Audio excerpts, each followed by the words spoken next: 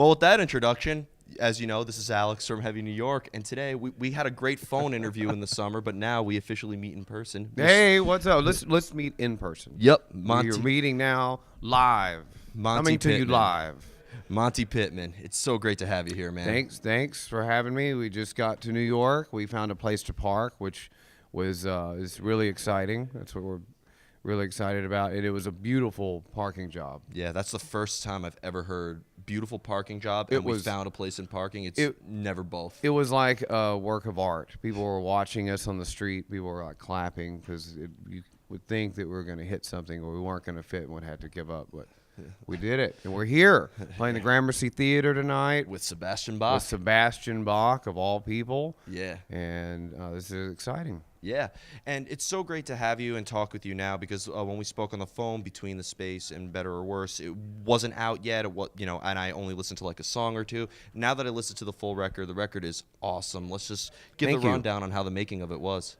Well, it's kind of reached the point to where I wanted to put out something heavy and something acoustic because there's people who like both. Yep. And this way I've got something for everybody. Now I have 6 albums out. Wow. And so when I play live, what's kind of cool is one amazing thing is people usually just buy all 6 albums, and one person will come up, they want to hear the acoustic album or they'll want the heavy album. So there's something different for everybody, which is something I really like to have. That's like something I like to offer.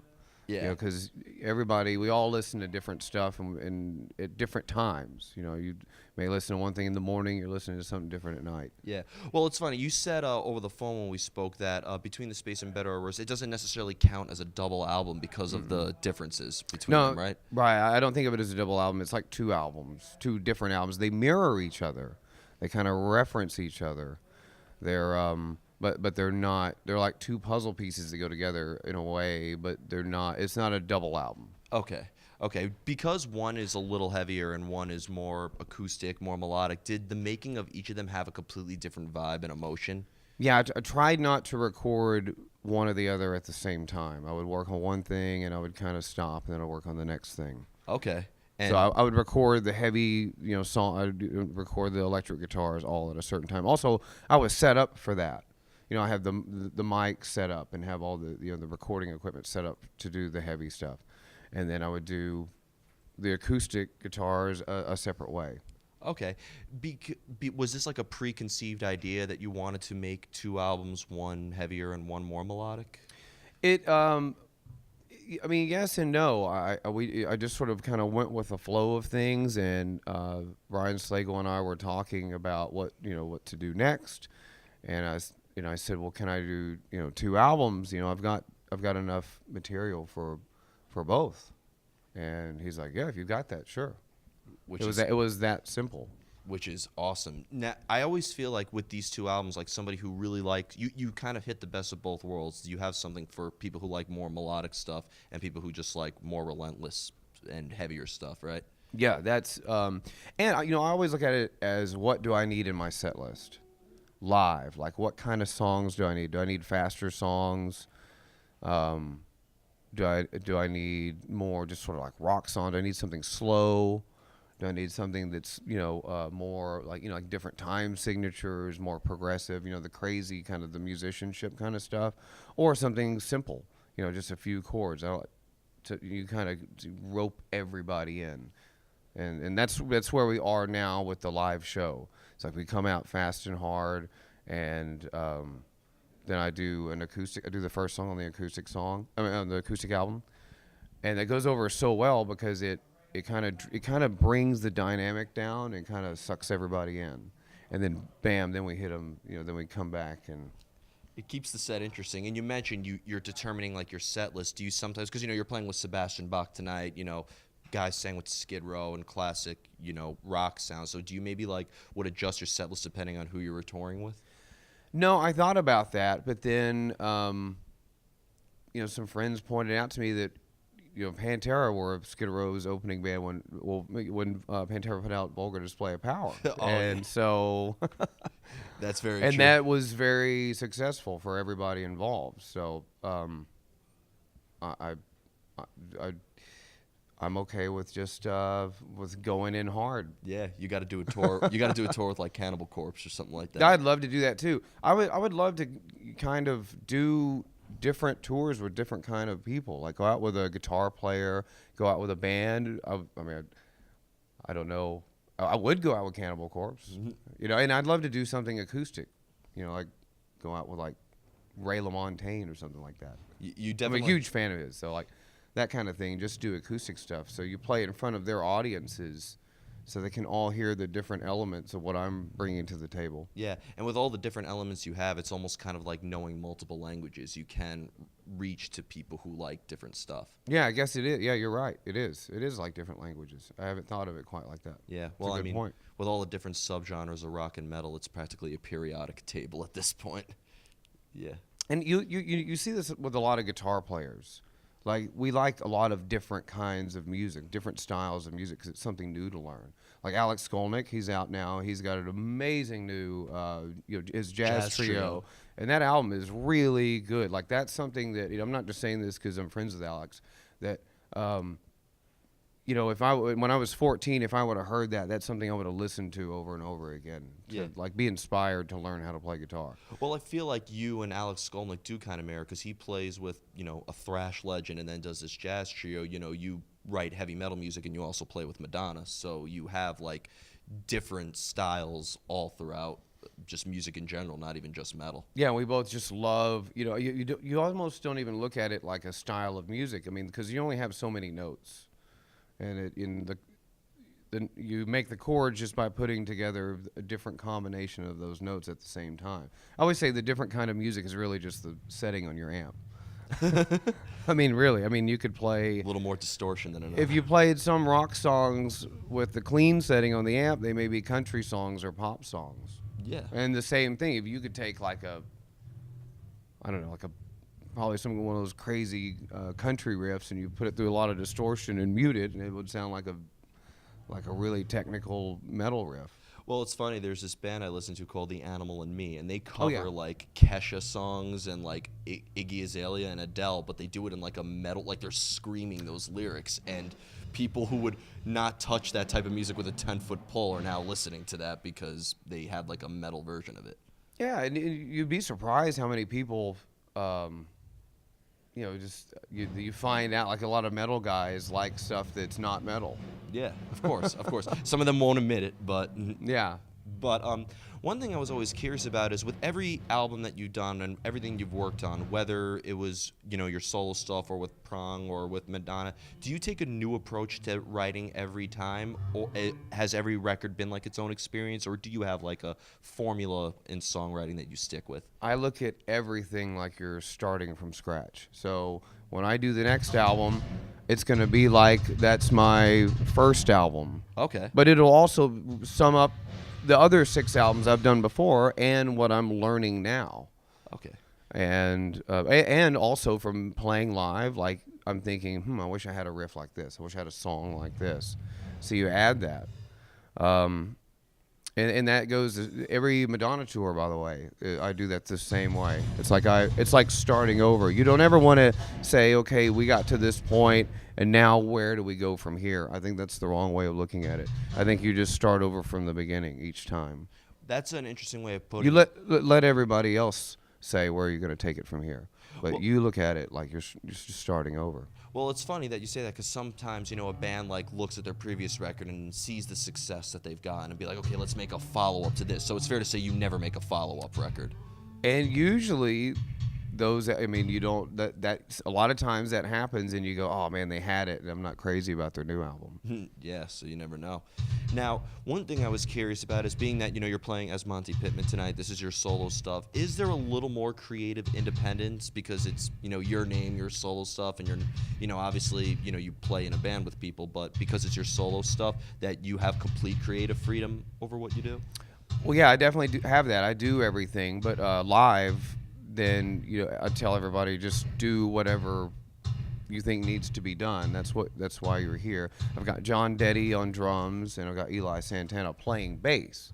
Eli is a phenomenal guitar player, He plays in Holy Grail. He played guitar in Huntress. He's got his own band called Alien Satan. And we were just talking about touring together. He's played bass for me before when I needed a bass player, like last minute. And so, I tell him just do whatever, like shred like you would on the guitar on the bass.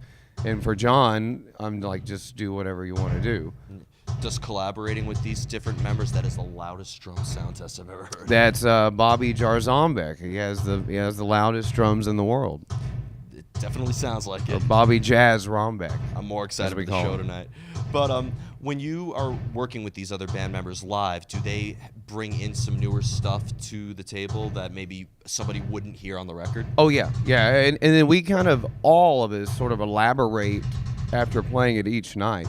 Oh, really? Yeah, I'll even throw in fills, maybe sing something a different way, and So it's fair to say when you're playing material live, it's a completely different experience than playing it in the studio or a practice space. right. It doesn't have to. I mean, you want it to be very familiar with the record, Yeah. but it doesn't have to be an exact recreation of it. Yeah, you don't like to, just play note for note what is on the record. You like to maybe make the audience experience something different live than when they're listening to it. Well, it is note for note, unless I miss a note or something. But I want it. But I'll approach it. I'll go into it differently. I may hold notes out longer. Maybe I'll throw in a fill. It's just if you just feel something, then you do that. Yeah. Like John's adding a lot of like double kick stuff and a lot of fills and. That's really interesting because some bands just want to make it sound exactly like it is on the record live. But And that's great. I mean, I've done that too before, but for right now, I really like having some new life and making it live. Making this what I'm doing right now, playing live. It's happening right then and there. There's it's just three guys making music, and if that's how we feel, if we're pissed off, you're gonna hear it. If we're tired, maybe you'll hear it. If we're excited, you're gonna hear all of those things. which is awesome. That's what playing music is about. Yeah, it's about sharing an experience. Seeing a band live is completely different than just listening to them on your headphones. Yeah, and people forget that. I think Pythagoras. Oh, Here we go. yep. A squared plus B squared equals C squared. No, not that. But he was. I think that he said that music shouldn't even be entertainment. It's for healing. That's a good way of putting it. But sometimes entertainment can be Well, part of healing. That was then. That's, Yeah. He didn't say it couldn't evolve. Yeah, I mean, different times, but that was different back in the day. As I was reading Pythagoras this morning. I remember when we were talking about that in our phone interview. and Did I seriously bring that up before? I think I brought it up, and then you That's really weird. Yeah. I don't normally talk about that. Yeah, well, Pythagoras was metal. Hey, who's that guy with the new album? He really likes Pythagoras. Yeah. Who's that guy? I want to get his album. Yeah. And so before we go, the final question I would like to ask you, and I want to thank you so much for your time today. Thank you for coming out and doing this. Yeah, of course. Thank you for your time. What I've noticed in these two new records is the song lengths vary as well. How do you know when a song is finished? Well, you don't know it's finished until it goes to mastering. Okay. Because there's certain things that you're gonna change at you want to change at the very last minute. There's a few little pieces to the we'll use the word the artwork. Yeah. A few little details. And there's certain things that I know exactly what I want to do, and there's certain things that I want to kind of leave it open. So whatever happens in the studio or when you're recording, you have that sort of moment right there. Sometimes that becomes some of your favorite things. Okay, that's a really interesting way of putting it, and that how you brought up mastering behind it, because sometimes I get into some artists would answer the deepest, to the point where they go over the allotted interview time I have to answer that question, and then somebody's like, oh, you just know when it's done. Now, I mean, if you look at hit songs, right, what we're gonna call hit songs, those are, that average is 3 minutes 30 seconds. Yeah. If you can get that, that's great. But you also don't want to be in a situation where you're playing live and you're not doing anything that's, can help you sort of put on a show. Of course. You want to you want to be entertaining the audience also. Yeah. So if you have that 3 minute 30 second sort of time frame, you may not have a long guitar solo, and sometimes you don't need that. But then sometimes, for me, that's what I do. That I'm a guitar player. That's what I'm, selling, so to speak. Yeah. So I want to have some guitar solos in there, and I want them to be, you want it to be good, but it's more of like what you hear in your head. Sometimes they're just melodies. Sometimes you want that just sort of crazy all over the, the play. It's kind of the equivalent to a drummer doing crazy drum fill.